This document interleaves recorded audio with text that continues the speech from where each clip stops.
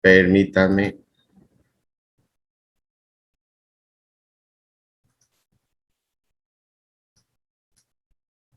Esta. ¿Se ve la imagen? Sí, doc. Bueno, ok, ya estamos completos por ahí. Creo que todavía faltan como 2, 3 compañeros, doctor. Ok. Bueno, mientras en lo que se acomodan, vamos a dar un minuto, mientras vamos a platicar un poquito acerca de la urología. ¿Alguien me puede decir de lo que vimos el día de ayer acerca de la semiología del dolor?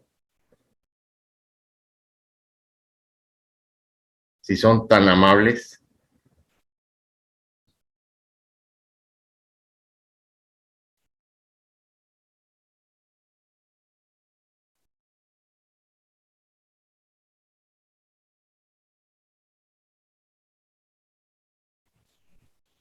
De la intensidad que tiene, cómo aparece, si es intermitente o lo tiene seguido, o sea, continuo, y si tiene algún atenuante como los fármacos, o los cambios de posición en el paciente.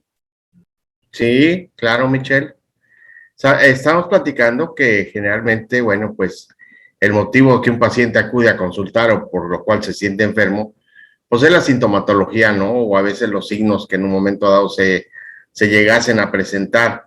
Pero el dolor, pues es un factor común de consulta, ¿no? Y es importante reconocerlo, sobre todo a nivel urológico. Y por ahí estaba yo recomendando el día de ayer que es importante establecer o anotar los síntomas por el cual acude el paciente y tratar de desglosarlos para tener una idea más certera a lo que nos puede enfocar al diagnóstico. De tal manera que por ahí estábamos viendo por diferentes áreas, ¿verdad? A nivel urológico. Y pues se acuerdan que empezamos con el dolor renal. Tiene ciertas características, ¿verdad? Sobre todo cuando hay un proceso infeccioso u obstructivo, tiende a repelar el riñón, obviamente, porque la misma inflamación pues hace que esa cápsula empiece a distenderse y eso es la causa del dolor. Obviamente, por ahí estuvimos analizando que siempre es importante conocer la evolución, cómo se ha comportado el dolor en el paciente cuando va a consultarnos, saber un poco del historial, conocer si el paciente ya en un momento dado tuvo otro evento similar, pues en el caso de las infecciones o de las litiasis, ¿verdad? Que muchas veces son repetitivas en un paciente, de tal manera que aprendimos también que los dolores se pueden irradiar. En el caso de una litiasis, en un momento dado, podemos tener una idea de que la piedra ya está bajando debido a que hay una irradiación. ¿A dónde, mija? ¿Te acuerdas, Michelle? El dolor renal puede migrar hacia zona pélvica por el hecho de que del riñón pues baja por los uréteres. Así es. Entonces, cuando empieza a deslizarse el hito, empieza a causar molestias más abajo, ¿verdad? Se empieza a irradiar por las mismas fibras nerviosas y eso en un momento dado nos da una idea de que lo más probable ya empezó a migrar el hito, ¿no? Y eso en un momento dado también, obviamente con los estudios de gabinete, vamos a tener una idea de de dónde está localizado el hito en este caso, la piedra, y sobre todo hay que ver la importancia del tamaño porque en un momento dado hay piedras que a veces se quedan obstruidas a nivel pielocalicial, ¿verdad? A este nivel y ya no pueden bajar y pues ahí depende mucho del procedimiento porque obviamente pues al no poder bajar, ¿qué va a pasar?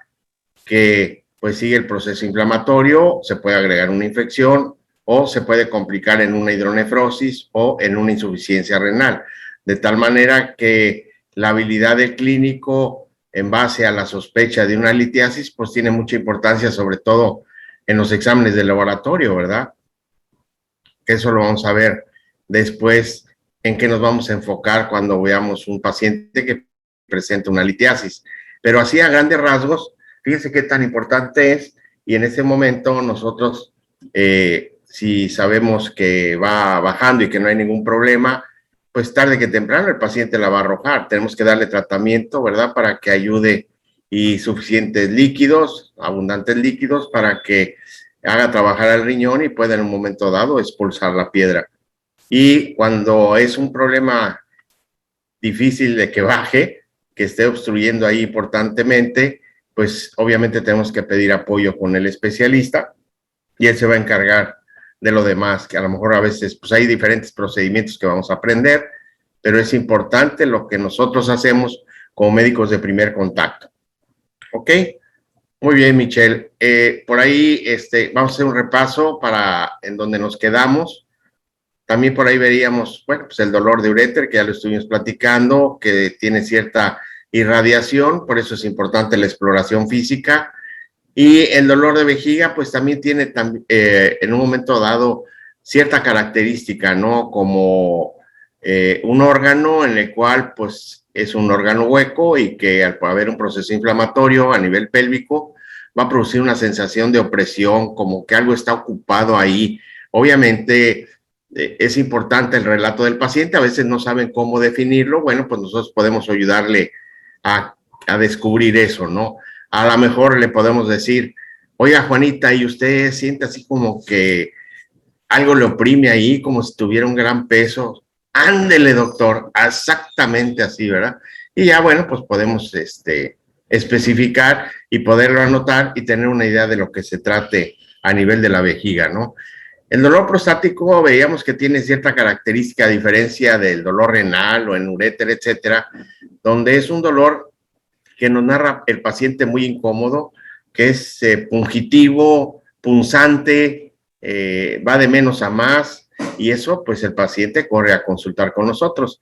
Ya vimos que cuando esto sucede, pues es en un proceso de prostatitis aguda, donde está infectada la próstata, y obviamente con la exploración nosotros podemos descubrir qué es lo que está pasando en la próstata, ¿no?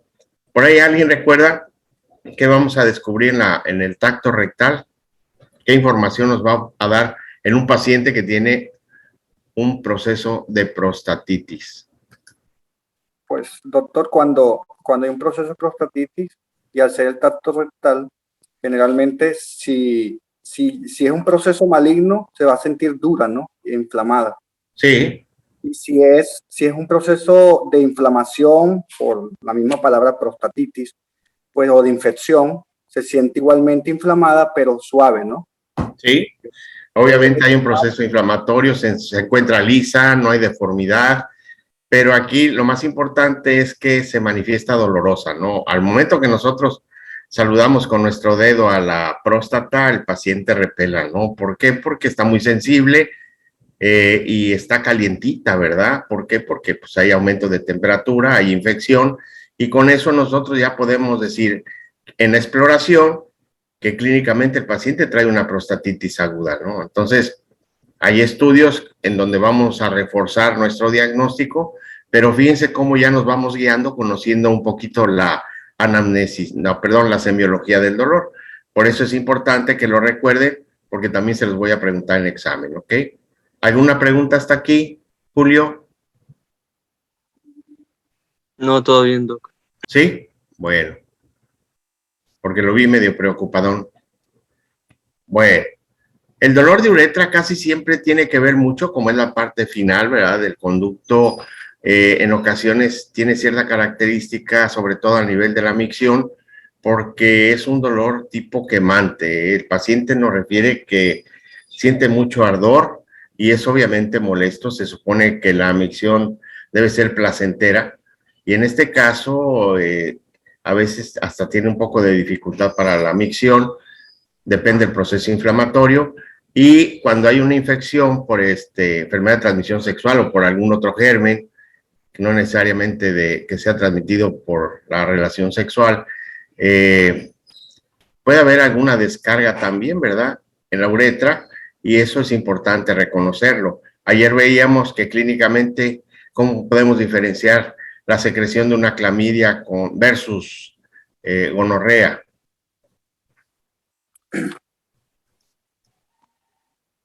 Por la ¿Recuerdas? secreción. Que la clamidia va a ser hialina. Y Una sería amarilla y otra blanca, transparente. va a ser Sí, así es. verde, amarillenta. Sí, es más espesa. Ese es el relato, que muchas veces lo comprobamos al momento de explorar. A veces le solicitamos al paciente que se exprima un poquito y sale ahí la secreción, y eso nos ayudaría también, aprovechando el viaje, como dicen en mi pueblo, pues tomar la muestra, ¿no? Para mandarlo a cultivar. Pero sí, esa es la diferencia, ¿no? Casi siempre es filante en la clamidia, eh, ¿cómo les diré? Así como tipo Transparente. mucoso y alino, exactamente, así. Entonces, ya con esto nosotros podemos clínicamente diferenciar, ¿no? Y tener una idea de ante qué vamos a tratar, porque la idea es eso, el paciente viene a consultar con toda la confianza, pero nosotros tenemos que hacer profesionalmente nuestro trabajo, ¿no? Que esa es la idea. Muy bien, excelente. Y por ahí platicamos un poquito acerca del dolor de escroto, que tiene que ver mucho con la causa o lo que lo esté originando. Puede ser acúmulo de líquido en una hidronefrosis, pues es una molestia, pero no es como cuando hay una infección en el caso de la epididimitis, ¿verdad? Aquí el dolor es continuo, intenso, punzante. En cambio, una hidronefrosis, pues es una sensación de peso, de malestar ahí que refiere el paciente, ¿no? Doc, disculpe, no está grabando. Ah, gracias, mija. Y se debe a que, es que no encontré la camarita, espérame. Dice el video, ok, more record, aquí está. Recording in progress. Muchas gracias. Muy bien, entonces vamos a verlo con detenimiento porque cuando veamos las patologías, por ejemplo, en un varicocele, ¿verdad? En una epididimitis, que eso es también muy frecuente, traumatismos que a veces consultan los pacientes, ¿verdad? Por haber recibido un golpe a esa región y inclusive cuando hay un problema de cáncer, ¿no?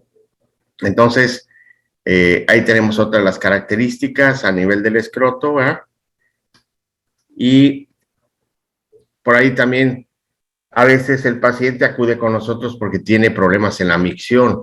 Eso es importantísimo, ¿no? Porque una vez que ya identificamos desde el punto de vista clínico alguna alteración, puede ser un problema obstructivo, puede ser un problema infeccioso, puede ser un problema de hiperplasia prostática benigna.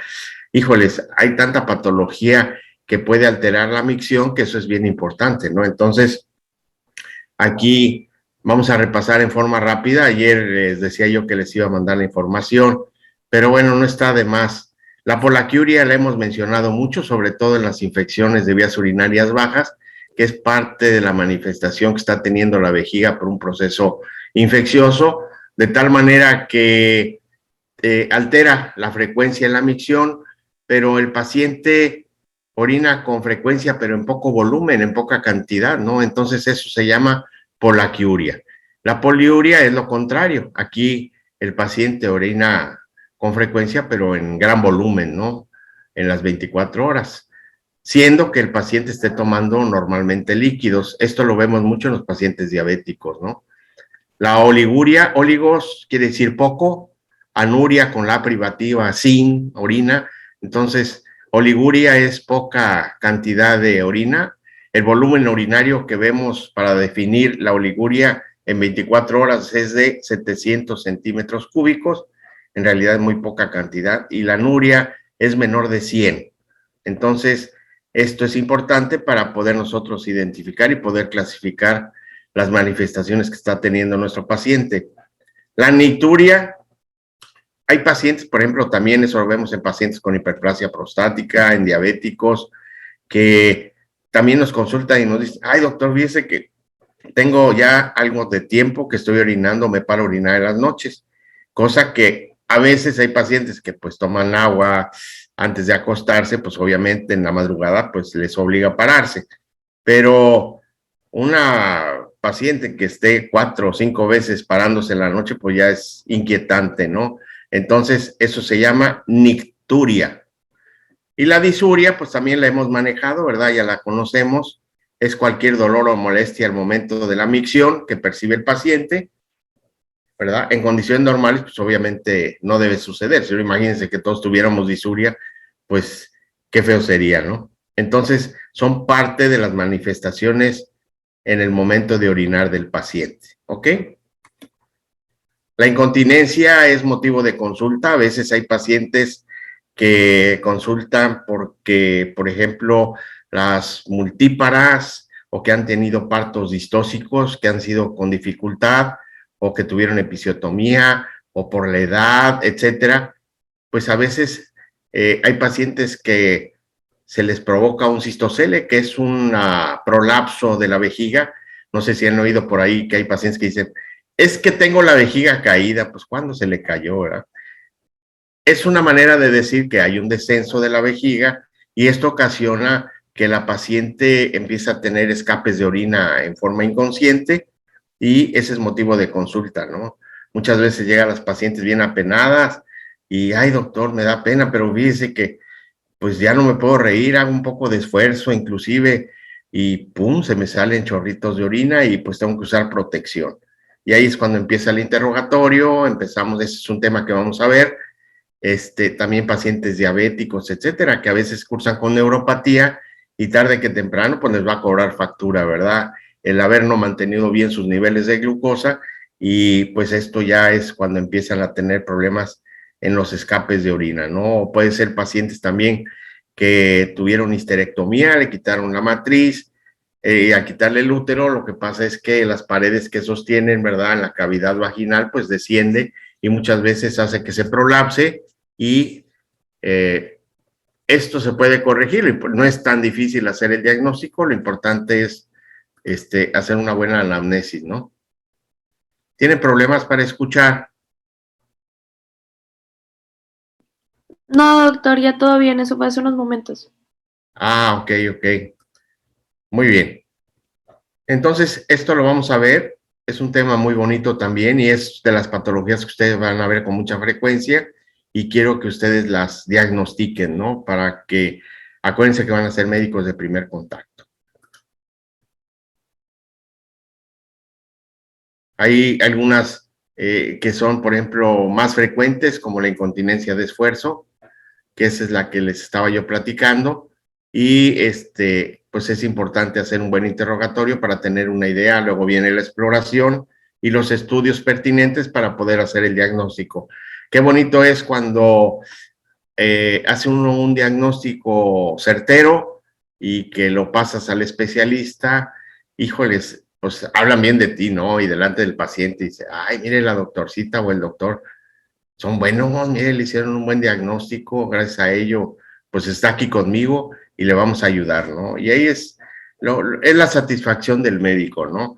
A diferencia que cuando dice, hijo, ¿por qué no le hice esto? ¿Por qué el otro? ¿Por qué no pensé en esto?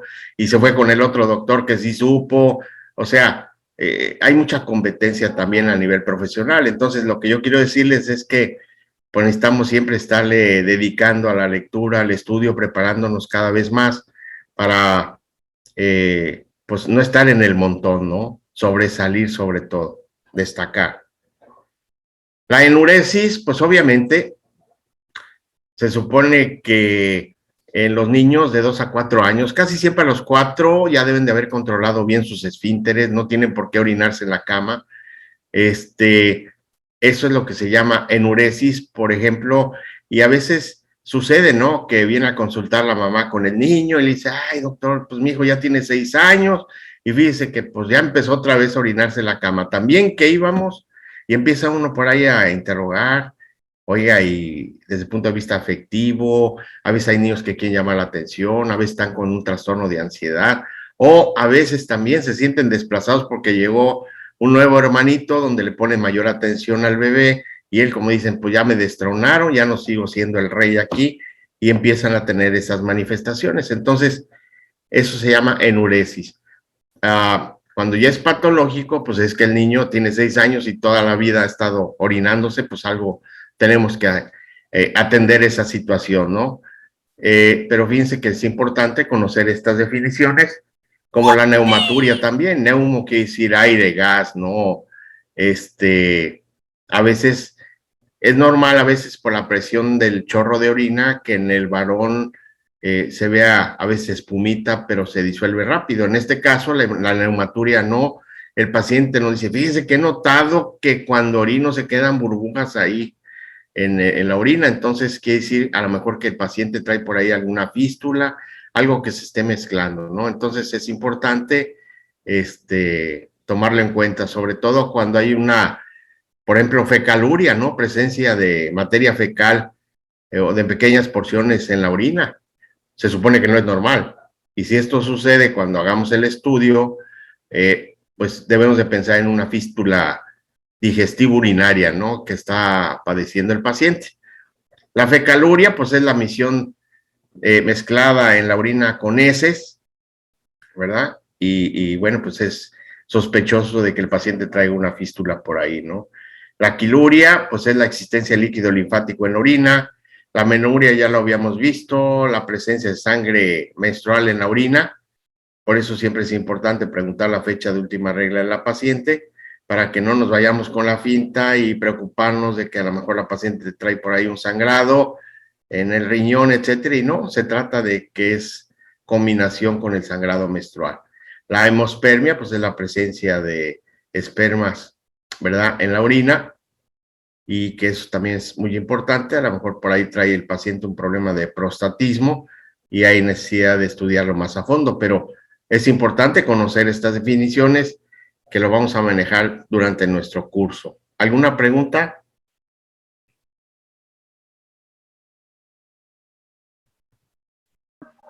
Todo bien, doctor. Bueno, muy bien, Sony. La orina turbia, pues obviamente no debe ser, y cuando hay turbidez en la orina, pues lo vemos ahí, a veces en depósitos del frasquito, ¿no? Lo podemos ver, y esto muchas veces puede ser por presencia de piocitos, puede traer pus o piuria, ¿verdad? Y muchas veces esto se debe a la gran cantidad de fosfatos que emite el paciente, y la hematuria, pues es la presencia de sangre en la orina, ¿no? Que puede ser microscópica. Decimos micro porque se percibe en el microscopio, y decíamos que lo normal es de 0 a 2. Arriba de 2, 4, 5, 6, 8, 10, pues ya es hematuria microscópica, y la macroscópica, pues es cuando ya cambia, porque es mucho el sangrado, ¿verdad?, que trae el paciente, y cambia la coloración de la orina. La supuración a nivel de la uretra, pues es la aparición de un exudado purulento. Ya tuvimos por ahí algunos ejemplos, sobre todo cuando el paciente trae infecciones de transmisión sexual, ya sea gonorrea o clamidia. Eso ya lo vimos. Y también pueden tener ustedes consulta con pacientes que presenten disfunción o impotencia a nivel sexual, y es muy frecuente que en alguna etapa de la vida el hombre padezca a veces por la ansiedad, con problemas a nivel de la cuestión sexual, ¿no?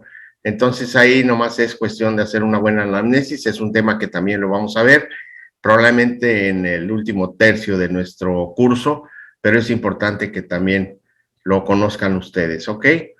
Muy bien, parece que es todo en cuanto a las definiciones. Y entrando de lleno a los síntomas generales, aquí dice que en la urología también pueden aparecer síntomas generales como motivo de consulta. Obviamente puede aparecer fiebre, pérdida de peso, astenia o síntomas digestivos. También ustedes sáquenle provecho a estos datos que les puede dar el paciente. Por ejemplo, en la fiebre, ¿qué les preocuparía preguntarle o qué les interesaría saber?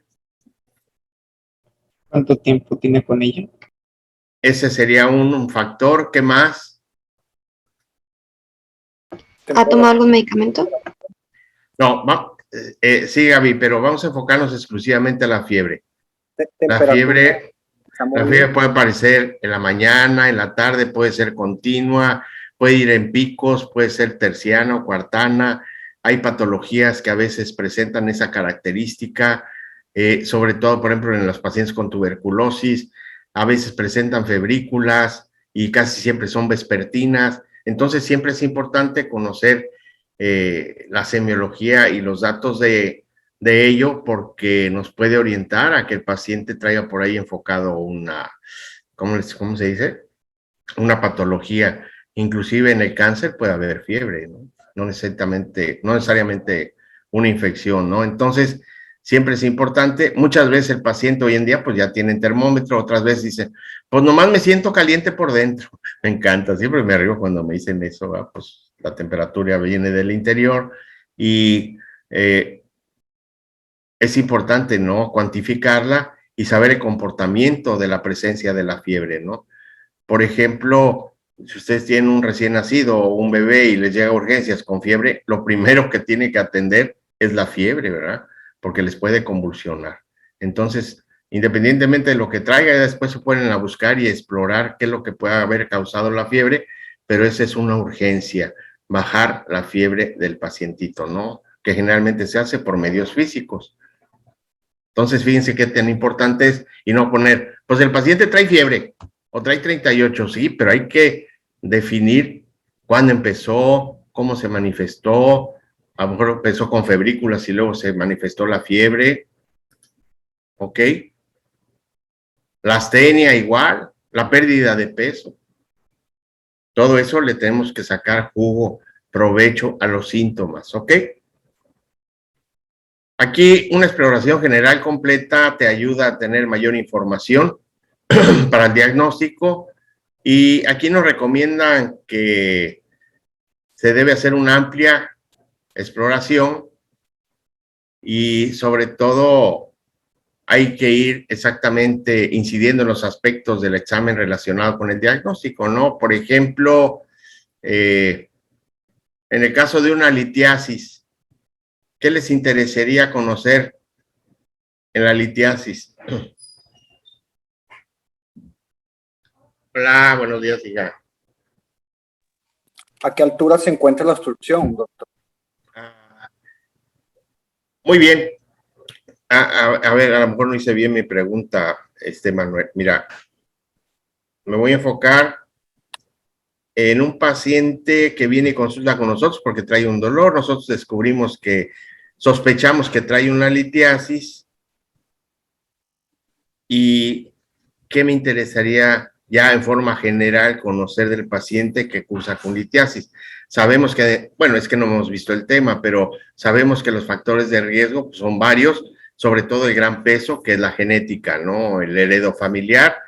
Tenemos que interrogar y por ahí buscar si el paciente ha tenido algún familiar y lo más probable es que nos digan, no, hombre, mi papá parece cantera, él tenía ese antecedente o algún familiar cercano y eso nos habla de que puede haber compatibilidad con ese diagnóstico, ¿no? Entonces, fíjense que salud, siempre es interesante esto del interrogatorio y sobre todo de la exploración, ¿no? Cuando llega un paciente y estamos haciendo nuestra historia clínica, pues ponemos los datos generales, ustedes ya lo saben, etcétera, etcétera, y llega el momento de la inspección. La inspección, pues obviamente tenemos que tener un buen ojo clínico, ver con mínimo detalle lo que no se nos escape nada, ¿no? ¿Por qué? Porque muchas veces ya el paciente nos narró y nos dijo, ¿verdad? Que a lo mejor viene a consultar con nosotros porque trae una pequeña, según él, jura que trae una ronchita o una lesión en el pene. Ya nos dijo que trae ese problema, ya nos dijo que tiene 4 días de evolución, ya nos dijo que hay ardor o molestia o que no le duele, pero le preocupó y vino a vernos con nosotros. Ya en el momento de la exploración y nosotros al inspeccionar tenemos que ver las características de la lesión, en qué área se encuentra, a nivel prepucial o a nivel del glande, etcétera, ¿no? Y ver el tamaño, si está húmeda, si no está húmeda, seca, si trae costra, no trae costra. Fíjense qué tan importante, y eso es inspeccionar, ¿ok? Y ya pues llega el momento de la palpación, bueno, pues vamos a ver si no hay zonas induradas, si no hay ganglios inflamados, periféricos, etcétera. Estoy hablando específicamente del motivo de consulta de este paciente, ¿verdad? Que vino a vernos por una pequeña roncha y resulta que trae un problema de sífilis o a lo mejor trae esa ulceración es característica porque ya le molestaba de que trae un herpes, por ejemplo, genital. Entonces, sí es importante inspeccionar y muchas veces palpar para ver las características y que no esté incidiendo o que ya traiga ganglios por ahí el paciente, ¿no? Entonces, la auscultación, pues aquí en un momento dado se puede realizar cuando a lo mejor tenemos sospecha de que el paciente traiga por ahí alguna fístula arteriovenosa, ¿verdad? A nivel renal, y al poner el estetoscopio en la fosa renal, pues vamos a escuchar por ahí una fuguita, ¿verdad? Un soplidito que nos indique que hay una fístula por ahí, ¿no? Entonces hay estudios radiológicos que nos ayudan a interpretarlo, pero aquí lo importante es que clínicamente descubrimos que el paciente traía una probable fístula. Entonces, fíjense qué tan importante es esto de la historia clínica y de la exploración. Cuando se explora la vejiga, pues obviamente no es posible palparla, ¿verdad? A veces sí, cuando hay una gran distensión o hay pacientes que les va a tocar que lleguen a urgencias y que tengan 3 horas o 4 que no pueden orinar, sobre todo en los varones, ¿no? Que muchas veces la próstata creció de gran tamaño, que obstruyó y no deja pasar la orina, y el pobre paciente, imagínense, ¿no? Tener el deseo de orinar, pero no poder hacerlo, ¿no? Entonces ahí, ¿qué harían ustedes si llega un paciente con estas características en urgencias y ustedes están de guardia? ¿Cuál sería su proceder? Una sonda. Así es. Hay que sondear al paciente, ¿verdad? Lo primero es evacuar la vejiga, el paciente se los va a agradecer, no, hombre, a lo mejor hasta un altar les pone, ¿no? Porque obviamente, una vez hecho esto, a lo mejor yo aprovecho y digo, enfermera, ya que me trae todo el equipo, pongo la sonda, le pido por ahí un frasquito para colectar orina, ¿no? Y saber, pues, cómo está ahí, qué es lo que está pasando, ¿no? Y después, ¿qué seguiría? En caso de que sospechasen de una próstata. Mandarle a hacer algunos estudios de antígenos prostáticos. Ya le hicieron la sonda, ya le pusieron la sonda, ya orinó el paciente, está feliz, inclusive ya hasta está riendo, pero pues algo lo está causando, algo lo provocó, no nomás por obra y gracia, entonces tenemos que explorar al paciente. ¿Qué exploración realizarían ustedes? Sonia, tiene ganas de decir usted algo, y lo tiene, dígalo.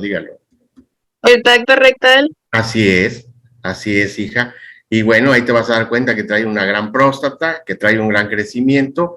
El paciente a lo mejor es de 60 años, pues cumple con esa edad, arriba de los 50, pues ya empieza a cobrar factura por ahí en algunos hombres, ¿no? Entonces, una vez hecho esto, pues le voy a pedir un ultrasonido, le voy a poder pedir más exámenes, estudios general de orina, química sanguínea, a lo mejor el paciente trae alguna enfermedad concomitante, a lo mejor es diabético, hipertenso, etcétera, ¿no?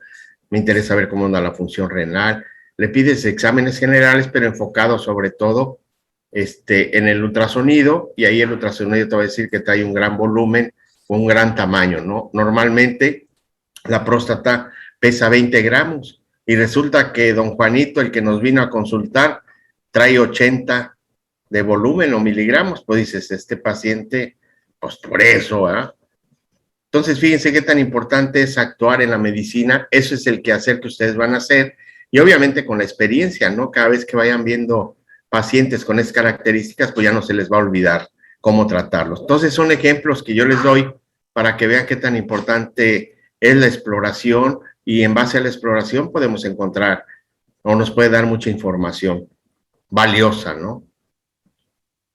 Llega el momento cuando se exploran los genitales externos masculinos. Me ha tocado a veces doctores internos que en ocasiones ponen exploración diferida, y es importante, si la patología se requiere, pues explorar los genitales, ¿no? En este caso, mi pregunta es, ¿qué patología pueden encontrar ustedes en los genitales de un varón? Vamos a hablar de pene. Ya les di un ejemplo, una úlcera, ¿no? A lo mejor un chancro por ahí. ¿Qué otra cosa podrían encontrar ustedes al momento de inspeccionar o de explorar un paciente?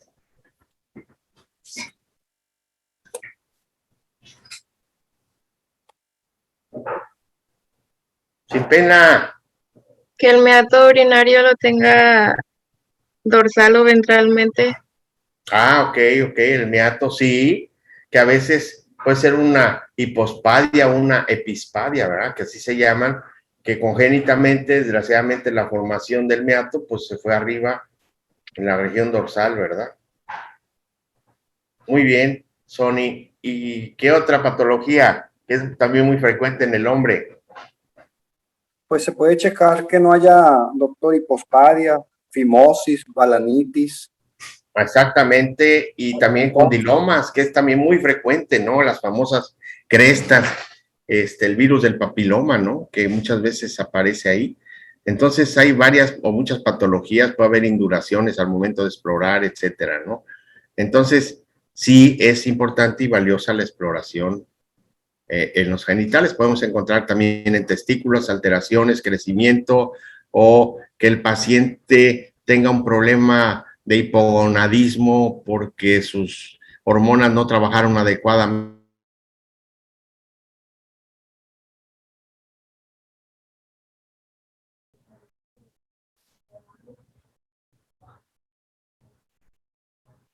¿Alguna pregunta hasta aquí, Marco? ¿No?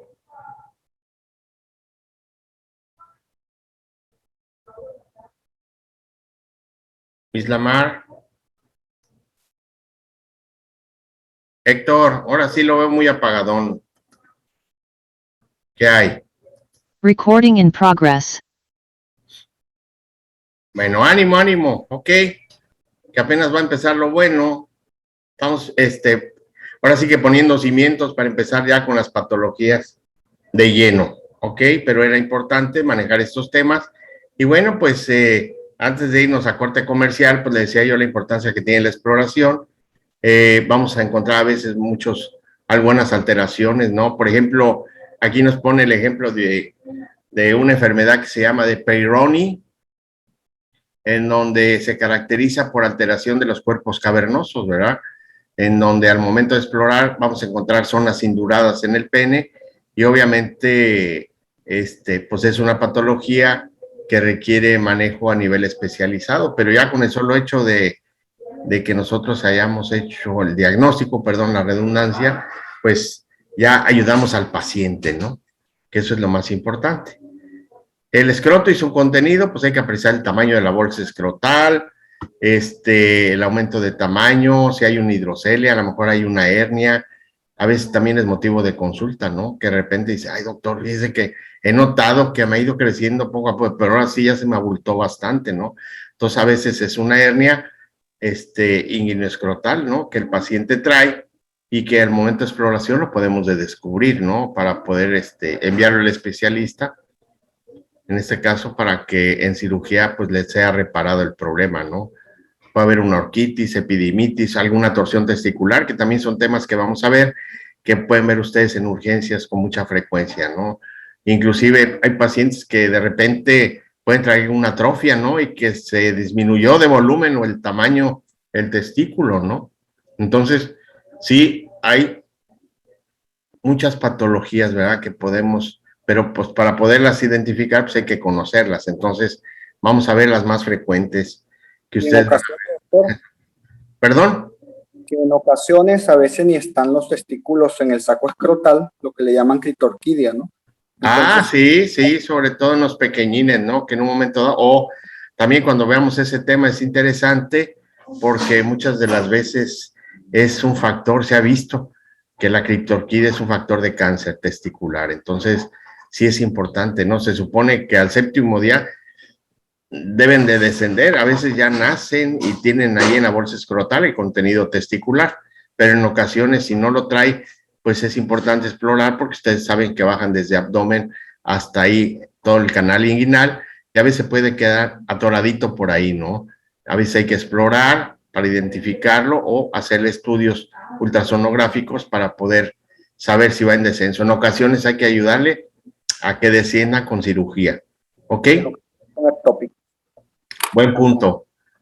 Ok, entonces, esto es lo que quería yo platicar con ustedes acerca de la importancia que tiene la exploración, ¿verdad? En urología.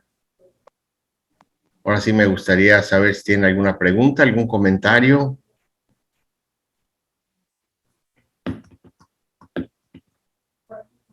Todavía tenemos 12 minutos.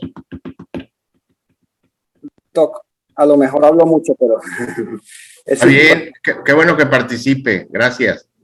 hay algo que quiero decir en cuestión de cuando hay un dolor pues, pélvico, dependiendo la obstrucción de cuando viene bajando lo que es el lito por el uréter.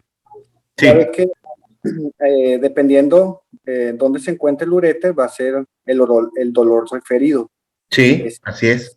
Si se encuentra en el lado superior, pues obviamente probablemente va a causar dolor testicular por la inervación que hay, ¿no? Si se encuentra en el lado medio por los vasos ahí ilíacos, entonces probablemente va a sentir el dolor en la parte vesical y igualmente si es abajo puede sentir el dolor en el flanco. En cuestión de cuando va en la porción media del uréter, a veces se suele confundir con si es el lado derecho con una apendicitis aguda y si es el lado izquierdo se puede confundir con una diverticulitis. Entonces, para tener en cuenta eso y tomar como diagnóstico referencial. Sí, aquí es un buen punto, Manuel, porque muchas de las veces, por ejemplo, cuando llega un paciente, pues es motivo de descartarlo, ¿no? Hacer tu diagnóstico diferencial, sobre todo cuando es en niños, porque el dolor es generalizado. Pero ya en un adulto, pues para eso nos valemos de signos.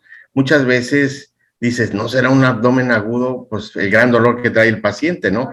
Pero gracias a la exploración te das cuenta, ¿no? Si el paciente trae irritación peritoneal, si trae resistencia muscular, casi siempre la protección del psoas es lo que hace que en un momento dado su contracción te des cuenta al momento del palpar. En un caso de una apendicitis trae hiperalgesia al paciente, le pasas nomás con una plumita o algo en la región de la fosa ilíaca y el paciente siente molestia y dice, pues no es común, a lo mejor a mí me pasan eso y pues me da cosquillas, pero un paciente que trae una irritación peritoneal empieza a tener signos, ¿no? Que luego pues el rebote positivo, etcétera, ¿no? Entonces, sí es importante, vuelvo a insistir, la exploración, porque pues de ahí está la pauta, ¿no? Y no nos vamos a perder, vamos a tener un probable diagnóstico. Obviamente los estudios que vas a encontrar en una apendicitis, bueno, pues clínicamente, según la escala de Alvarado, lo van a diagnosticar. Casi siempre la apendicitis se diagnostica clínicamente, pero obviamente pues puedes valerte de estudios que eso te va a ayudar. Vas a pedir una biometría hemática para encontrar leucocitosis, que generalmente se elevan, ¿verdad? Doctor, disculpe, pero en la litiasis no hay fiebre. ¿No hay qué, mija? No hay fiebre en la litiasis, ¿o sí? Como es No, generalmente no. Y, por ejemplo, buen punto, Carla, porque muchas veces puede asociarse una infección. Acuérdate que la piedra estuvo ahí algún tiempo y si el paciente había una bacteria, puede haber litiasis que provoque una infección de vías urinarias. Generalmente no. Entonces, al hacerle el ultrasonido, ¿qué te vas a encontrar? Digo, el general de orina, que va a haber mucho sedimento, que va a haber muchos cristales de oxalato de calcio, dependiendo de la formación de la piedra. Puede ser de ácido úrico, de fosfato triple, de cistina, por ejemplo, etcétera. Eso me va a dar una pauta.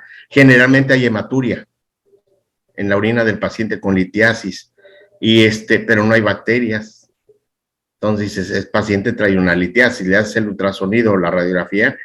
Sobre todo es importante saberlo, y eso lo vamos a ver en el tema, la próxima clase vamos a empezar con litiasis precisamente, y es un bonito tema, ¿verdad? En donde ustedes pues es el pan de todos los días, y es importante que lo conozcan, ¿verdad? Y lo sepan. En caso de, ya te vas a dar cuenta, si en los cristales, si es de oxalato de calcio, te va a decir, pues el oxalato de calcio es radiopaco, con una radiografía se va a proyectar y va a aparecer ahí la piedra, ¿no? O te puedes valer de un ultrasonido.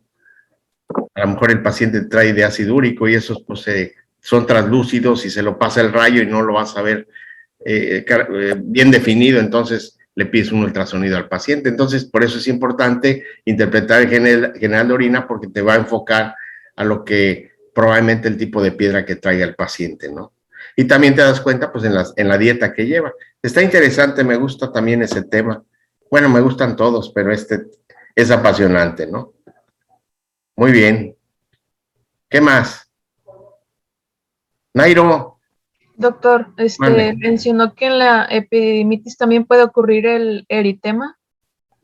generalmente, ¿verdad? Obviamente depende del proceso que se haya dejado, la evolución, porque si reciente, pues no lo vas a ver, pero casi siempre hay inflamación a nivel testicular.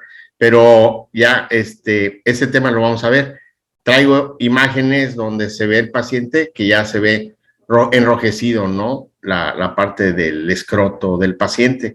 Pero aquí lo más interesante es que el paciente relata inflamación, ahí tú lo vas a notar que hay crecimiento y al momento de la palpación, pues va a haber dolor en esa región, ¿no? Y obviamente aumento de temperatura local. Gracias, doctor. No, hombre, al contrario. ¿Alguien más? Ahora sí, casi quieren despertar con la participación. Me encanta que participen. El buen Isaí nomás se ríe.